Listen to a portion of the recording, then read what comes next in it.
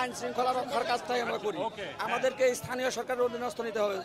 আমরা স্থানীয় সরকারের অধীনস্থ আছি, আমাদেরকে স্বরাষ্ট্র মন্ত্রণালয়ের অধীনস্থ নিতে হবে, যেহেতু আমরা গ্রাম পুলিশ। এখন তোমরা স্থানীয় সরকারের নিচে আছো। জি স্যার। স্বরাষ্ট্র মন্ত্রণালয়ের নিচে নিতে হবে। জি স্যার। তাতে তোমার লাভটা কি হবে এটা আমি আমাকে স্যার জাতীয় বেতন স্কেলের আওতায় আনতে হবে, পুলিশের ন্যায় সময় স্কেল দিতে হবে স্যার। তাহলে তো পুলিশের ন্যায় তোমাকে পুলিশের কাজও করতে হবে। অবশ্যই করবো স্যার, আমরা করি এখন স্যার। আমরা স্যার গ্রেপ্তারি ওয়ারেন্ট করবো না, গ্রেপ্তারি ওয়ারেন্ট স্যার আমরা তামিল করি স্যার। পুলিশের সাথে যাই আমরা গ্রেপ্তারি ওয়ারেন্ট তামিল করি, আপনারা স্যার পুলিশের সাথে যাই। একটা কথা শুনো, এরকম হইচই করলে তো লাভ হবে না স্যার, হবে না। আমার কাছে দিছো, তোমার আমার উপরে বিশ্বাস আছে, তাহলে আমি এটা দেখব। ও যে চিল্লাইতেছে, আমি এটা পরশু ফার্স্ট আওয়ারে দেখব।